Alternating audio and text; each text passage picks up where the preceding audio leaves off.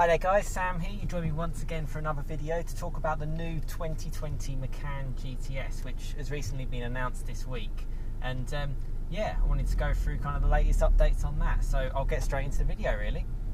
So here we are with the new Porsche Macan, and this is the homepage on the Porsche website. This is the UK configuration because I'm based in the UK, and yeah, they've actually got a really great picture of the car. Showing kind of the main changes of the new Macan, and that is the rear light cluster. It looks amazing. That's the colour for me. It looks fantastic. If not a little bit similar to the last one, but this is kind of like a midlife facelift, so it's kind of got enough. Moving on further, you've got a little bit of the technical specifications. It's a little bit different. It uses a 2.9 litre engine now. It's slightly more power. You know, those are your stats there in front of you. It's pretty good, and personally for me, specifically on the GTS, the main characteristic is kind of the handling side of things.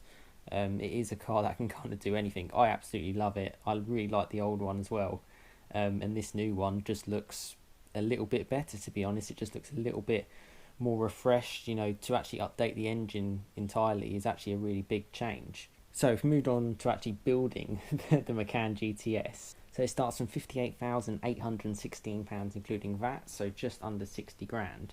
But I'll tell you straight away, you look at used Porsche Macan GTSs, even high mileage ones are still sort of trending for sort of £40,000 to £45,000. So it's a really good investment, you know, to actually keep hold of your money. And it's quite interesting what happens actually when you click and build your own on this. So as soon as you click build your own currently, you get this screen, and essentially it says special pre-configurations Macan GTS, and it mentions GTS Plus. Now I was looking at this, and it's not actually a different model at all. It's not like a specific extra version of the GTS. It's basically Porsche speccing the car up in a certain way and making it easier for you to essentially just say continue with chosen configuration, which they've chosen for you. And it's basically specced up with a lot of options in a nice silver metallic paint, and there it is. And they've, you know, it's a little bit weird of a marketing one there. It's almost like they're trying to sell that specific spec of Macan GTS. And interestingly, if you actually check it further, the recommended retail price of that car is £73,263. So that's an extra 14.5 grand worth of options. And that's a lot of money when you consider this is kind of like a mid-range SUV, you know, based on the SQ5. It's punching quite high. I mean, you can get an Audi RS Q8, which is obviously, you know, nearly 600 brake horsepower, much bigger, for just over £100,000. This is too high, really. I think for me personally, to get the most out of this car is probably to spec it almost as a base spec with a really nice paint job, personally, because the GTS gives you so many options and extras as well, which is great. So if you go further and actually build your own, and it looks really nice in black, comes to standard with the spider wheels, and those wheels are really, really great. And to be honest, if you want to spec those wheels normally, you're looking at sort of like £4,000 or £5,000. So it comes with so many optional extras. Personally for me, the red is where it's at. Looks really similar to the last one, but again, it's just a midlife facelift. That Carmine Red is £1,676, and if you spec that on a base GTS, you're paying just over £60,000. And when you look at the residuals of these cars, that's really good going. You know, you could easily run this car, and it'll cost you as much as a Ford Fiesta by the time you come to sell it in sort of a year or two's time, if you only had it for a short period of time, and you get to drive around in an amazing Macan GTS. Also looks great in blue. It does, you know, I checked out down a Porsche dealer near where I work in West London, and you see a version of that in blue with the black wheels, Macan GTS.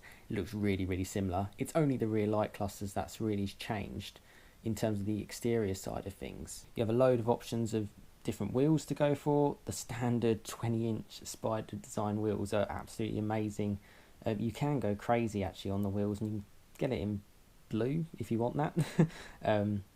Personally, those are the best wheels, and those are the wheels that I'd want on kind of any Macan, and if you want them, you're going to be paying thousands for them, so it's good that this is spec to standard. Something else you can kind of change is the interior colours, and actually if you did have it in Carmine Red on the outside, to get the Alcantara interior package, to have the red dials, red stitching, does set it off quite nicely, even if it is quite a hefty £2,702. Not quite sure how that works out as nearly £1,000 more than an already expensive paint job of a large car, but okay, that's what they've done, and that kind of obviously racks the price up a little bit further, sort of heading towards sort of £63,000. So there's a little bit of the Macan GTS coming out in 2020, and I hope you've enjoyed this kind of configuration around it. You know, do get on the site and check it out, and to be honest with you, I just think it's such a great car. SUVs are so popular, they're so badly in demand, and the Macan's absolutely nailed the styling side of things. And the reason why they haven't changed the styling too much is because they already nailed it in the first place. It's nice actually looking back on the interior side of things that they've tried to make it a bit more minimalistic with the buttons, but look, I mean, look at that dash. There's still plenty of buttons, even if the touchscreen does look a little bit more simpler than the previous one. The main selling point for me on this one is you get a great car, it's got unbelievable residuals, and if you really wanted to, you could comfortably have this car for 6 months and probably get your money back, because there will be a waiting order on these. Porsche sell a lot of Macans, it's their best selling model, but they won't be able to shift enough of these. And yeah, I think they'll really struggle to, when they finally eventually replace the Macan. I imagine this one will probably be around for maybe 2 or 3 years before they probably have to redesign it. But yeah, I hope you've enjoyed this ordering configuration of the Macan GTS. Literally, it's just come out 2 days ago, so I like to try and give the latest information and updates on my channel. It's a car that I think is really cool. Every time I see one, particularly in that red with black wheels, I just want it. They sound amazing. Okay, this one might not sound quite as good, slightly different engine, and the fact that you get the OPF particulate filters, which will certainly dull the sound down, is pretty cool to have a 2020 Macan to kind of set you on the way for the next decade. And yeah, if you've got that kind of money to spend and you're looking for an SUV, I'd look no further personally. You know, thanks very much for watching. Nice short video. Give it a like if you've enjoyed it, and subscribe generally for more content on my Golf R, which I've got plenty of videos on. And if you'd like to watch my latest video, it will just be on the top right hand corner. A video that I think you'd be interested in is in the bottom right hand corner, and if you'd like to subscribe, just in the middle of the screen, and I'd really appreciate your support. But thanks very much for watching, and I'll see you again next time. Cheers guys.